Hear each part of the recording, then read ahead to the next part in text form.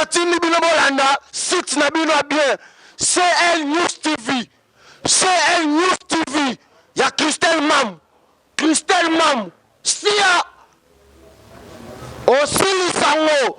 CL News TV. Merci Nabino Nyonso Bozala wana toujours rebelle pour na kolanda biso de partout dans le monde. CL News TV mon pépé Asika kande tolo barake biso Nabino différence c'est ya makasi.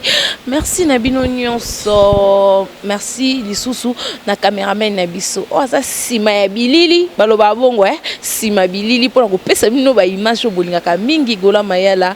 Merci à toi toujours sur CL News TV. Merci à Christelle Arose, Mamlirani de la presse congolaise. Merci à Papine Zolameso, NTP Pro de Wanaya, propriété privée Baïbate. Merci à Rocarmier, si le mignon, Balobi, les mignons à Paris, à Zaka Moko, Rocarmier, si. Merci à Nzolan Zouziva Toulan-Paka. Merci à Dishimongo, mon vieux. Merci à Papine Voima Boza, vraiment ébélé pour Nakolanda Bisoga, Bipanzo, Mukusa Talo. Mukuse Meyatalo, merci à toi. Merci Lelo. Tu es minde komoko.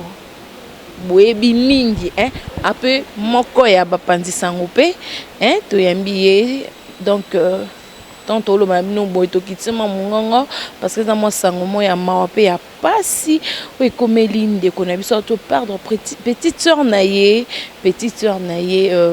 na makambo eleka qui le 21 ezaki dimanche passé il y a marche laïque à église catholique marche laïque marche pacifique église catholique ko batambola ki mais azaki tiré azoki coup de balle yango a déploré ki makambo wana yango lelo to yambi to solanae bo pesa vraiment bokebi mingi. Bonjour Junior.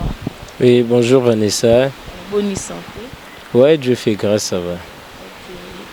Boni makambo nyonso oko expliquer ba internet pour l'andayo de partout dans le monde ndenge nini eloko ane komelinde kona ya mwasi bozala ki na bien et puis komona akufa kasi bitement bozo balle et ça. En fait déjà à l'entrée de jeu, je m'en vais dire comme ça, je m'en vais présenter mes condoléances à toutes les familles éprouvées lors de ces événements, lors de la manifestation de laïcs catholiques, à tous ceux-là qui ont perdu leurs membres de famille. Déjà, je vous présente mes condoléances, mes sincères condoléances. Et Vanessa, je te dirais, Eza Likambouye Sengote, déjà Kubungisa Ndeko. Et surtout, na manière où Salimaki, parce que personne aujourd'hui est sans ignorer tout ce qui s'est passé le dimanche dernier lors de marche des laïcs catholiques.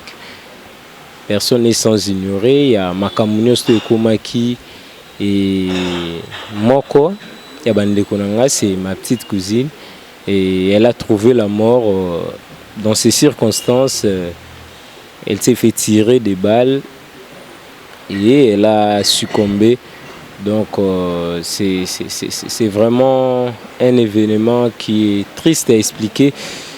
Et je suis sur le coup de l'émotion. Donc quand je vous dis ça, parce que ça fait mal de voir une aspirante, une fille aussi innocente qui ne s'occupait même pas de la politique, qui a accepté de consacrer sa vie pour le Seigneur parce qu'elle a aspiré à devenir une religieuse. Et tomber dans de telles circonstances, c'est vraiment déplorable et puis c'est triste. C'est triste, comme on a, il y a moi si, a pesivi nae et pas nzambe, donne de balobara ma soeur, ou peut-être que tu vas comprendre que Junior Azolobate, ma soeur, ou peut-être que tu vas Kinshasa comme ma soeur, ou bien mi bali, tu as vie consacrée et pas un nzambe, mais les lobabete, c'est vraiment. Ouais, c'est dur. Déjà, il faudrait dire que na ba autorité à mboka na biso bozana pour na assurer sécurité na biso et puis bon fonctionnement il y a ba institution nyonso ya mboka Là, je vois le numéro 1, il y a Mboka, qui est le président de la République. Azan a devoir assurer bon fonctionnement à Mboka et puis à l'institution. Déjà voir de tels actes s'est passé, il faut hâter les mains, quand même pour hauteur il y a acte base à la traduire en justice parce que justice fait ça les mains. Parce que je le trouve inconcevable réprimer une manifestation et il faut faire usage des armes létales pour tirer sur sa population. Tirer sur sa population. Bon, l'obélo depuis Sœur Akoufi, pour tout le monde qui tant un boulot et outé kobeta, tout le monde ba mbongo ebimi, ba consoler ba famille éprouvé, mais ba rumeur peut zotambola ke ba boy kopesa bino pe nzoto ya ndeko na bino makamususu kolo ba. Ben, comme vous l'avez appris par d'autres voix, bon, Kobo et sans doute c'est dur, mais bah boy couper sa famille accès, bah mon anzoto et mon parce que la fille devait être embaumée, la dépouille de notre fille devait être embaumée parce que elle a 24 ans. Elle a perdu beaucoup de sang. Normalement, elle devait être embaumée. Et déjà, voir la présence des forces de l'ordre dans la morgue pour empêcher à la famille de ne pas accéder à la dépouille de leur fille, c'est quand même injuste. C'est quand même injuste de leur part. Aujourd'hui, je dirais, on peut beau prendre en charge, manifester, obsèques, il y a moi, le plus dur est déjà fait. Moi, Nazate, c'est dur pour nous, la famille, qui ont perdu notre fille. C'est vraiment dur pour nous. Moi, je dirais que je vais instruire, comment exhorter aux autorités, en lieu et place de réprimer des manifestations. Mieux vaut apporter la solution dans la préoccupation pour tout assister à la scène où tout le monde était. Parce qu'un Congolais de plus sur la Koufi, et ça va toujours passer. Tout ça, un Congolais de plus sur la tombé, et ça va toujours passer. Lorsqu'on voit même la France, si un Français est tombé, c'est l'affaire de toute la nation. C'est l'affaire de toute la nation. Alors pourquoi pas dans notre pays, ça pourrait être le cas. Il faut à l'appareil, l'Ikambouya congolais, l'Ikambouya toute la République. L'Ikambouya toute la République. Et puis moi je vais dire, réprimer les marches, c'est bien.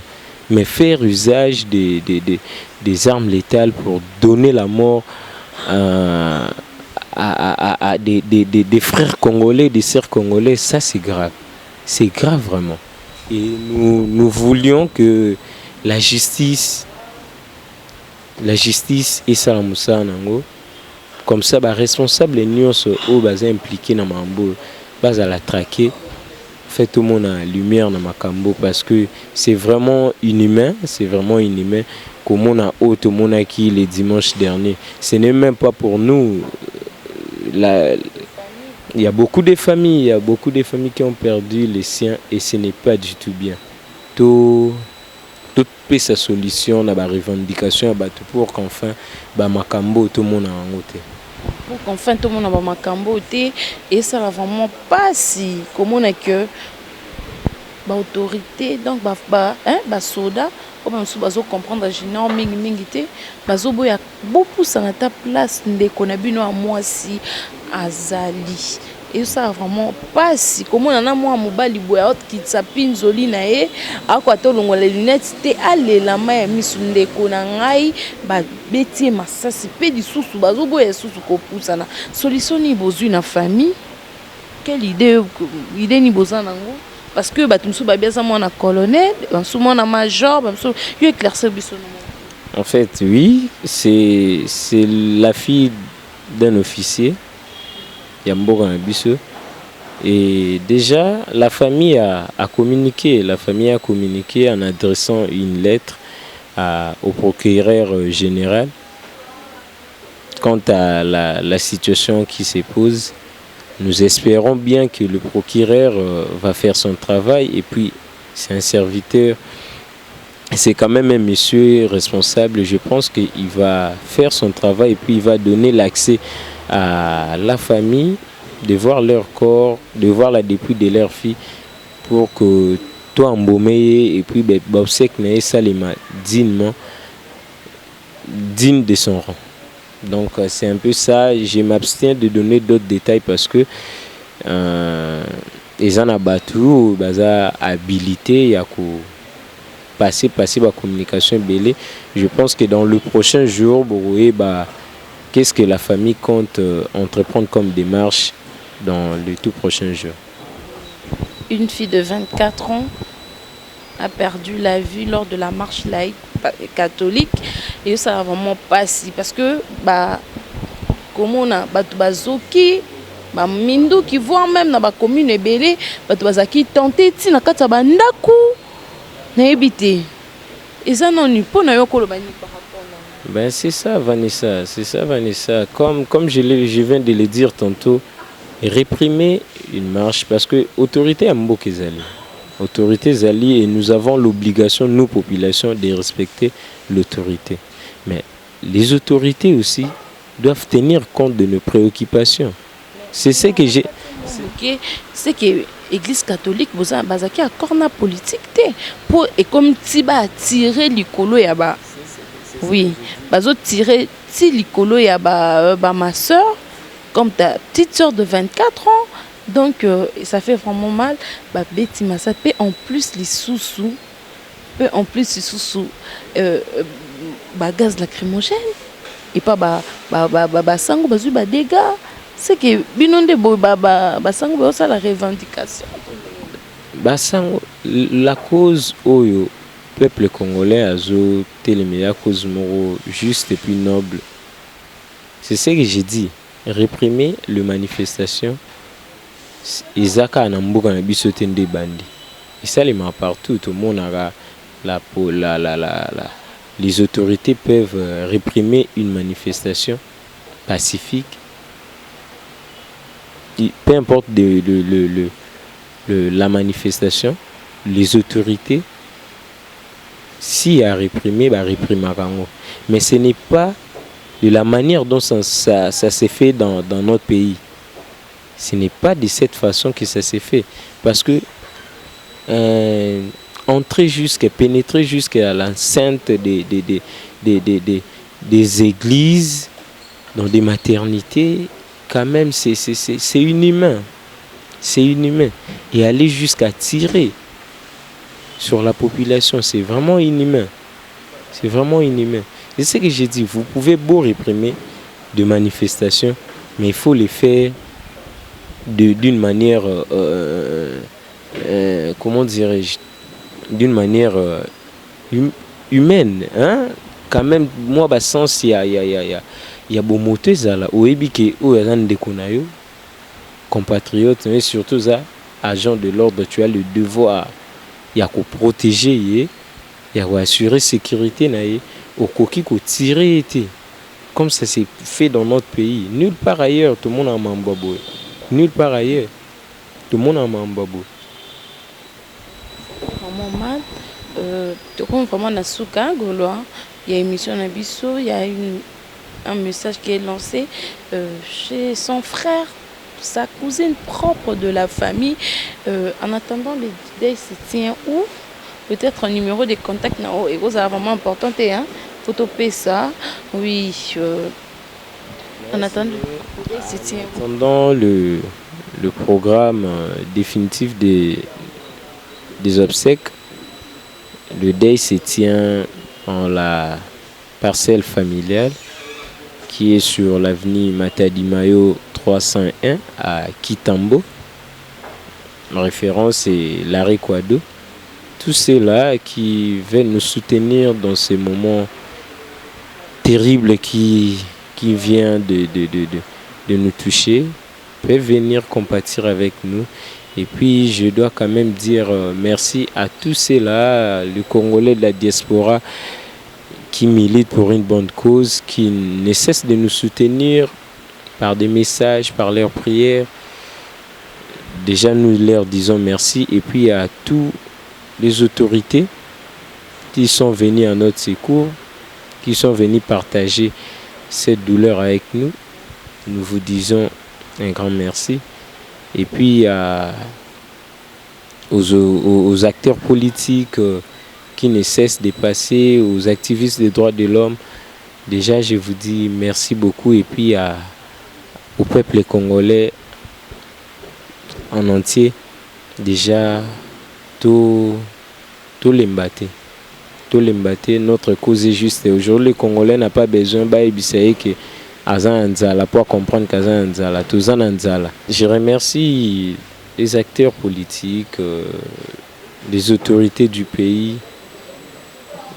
ceux-là qui ont accepté de nous soutenir et ceux-là qui nous ont promis de faire dire la vérité.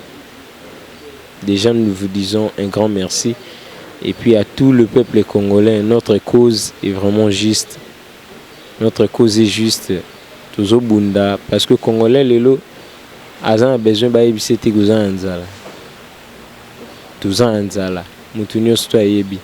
Alors, ceux Congolais ont milité pour le respect, pour le droit, c'est juste. Les autorités doivent tenir compte et puis baluka opé sa solution na ba préoccupation du peuple congolais. Ils ont encore la chance de renouer avec cette population, de donner solution à quelques problèmes. Ils ont prévoir, ils ont préoccupé beaucoup dans biso. Donc, j'ai dit merci au peuple congolais en entier, tous les Mbaté, et puis aux autorités du pays de tenir compte de nos préoccupations, de nos besoins et que vive la République. Merci. C'était là Junior Ikoma. Junior Ikoma, donc cousine, donc pour comprendre, donc c'est sa cousine qui a perdu la vie lors de la marche laïque Église catholique, marche laïque de chrétiens catholiques. Merci Nabino Sobozala qui wana pona kolanda biso waneza bongo ndeko naende ozomona il est vraiment émotionné, il est vraiment tellement émotionné. Vanessa, j'allais oublier surtout mes remerciements aussi aux Congolais de la diaspora qui ne cessent de nous appeler, de nous soutenir dans ces moments de tristesse qui a touché notre famille. En tout cas, merci beaucoup, chers Congolais. Bisona Congo, tout ça, papa, maman, moko. Tout ce qu'on a été, peu importe la distance, tu es dit que vraiment merci infiniment aux Congolais, à tous les Congolais de la diaspora qui sont éparpillés partout dans le monde. Vraiment un grand merci. Merci à vous aussi Junior Ikoma. Merci beaucoup. Bino nyonso on a besoin de soutien pour soutenir ndeko na biso parce que Junior est à mon aliboso et famille, tu vois, et ça passe avec de larmes aux yeux et ça peut sortir dans un fragile et la pamba gaulois. Éclaircissement mouké. Yaya Bazali, c'est une grande famille, Yaya Bazali. C'est ce que je vous ai dit tantôt. Je vous ai donné l'adresse. Si vous voulez nous soutenir, passez à la domicile familial. Bon, on a responsable et la famille. Moi, je suis juste passé pour faire voir au monde entier ma tristesse, la profondeur de ma douleur. Donc, c'était un peu ça. Merci à vous tous. Mon soutien Nabino, ceux qui moyen qui adressent bien, vous allez me contacter avec mon numéro de téléphone. Vous contactez à partir de vos informations. Sur mon numéro de téléphone, vous allez un peu moins risqué, moins bien beaucoup bébé. Merci à vous tous. Merci à Golo Maëla pour les images. Gabi Panzo, vous soutenir famille où il y en a des conseils. soutenir mutu aka mbongo te. Moi sucré, moi lipa et ça la paix moi bien pour que famille Nzamba ozanga te ko pambola yo. La main qui donne c'est la main qui reçoit. Merci à vous tous pour l'attention, la fidélité. Nous toujours scotché sur CL News TV au PPA Sika. Merci à Papine de la mise un peu pro de merci à Rocard Miesi le mignon de Parigo mignon à France, à Moko Rocard Miesi le mignon.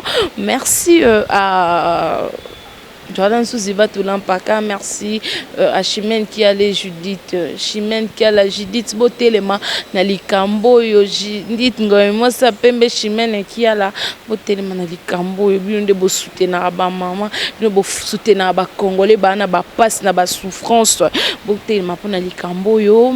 Nani Christelle Biangani Bianchou yo posa na motema munene soutenir on a biso na ba conseil na ba nina on a besoin d'informations tout cela na privé. D'ici là portez-vous bien, à bientôt, ciao, bye. Oh Seigneur, oh yaya tunanga nini yaya nini yaya ile ko ipesinga munoko vertige misu mulunga mukusana foi yangoyo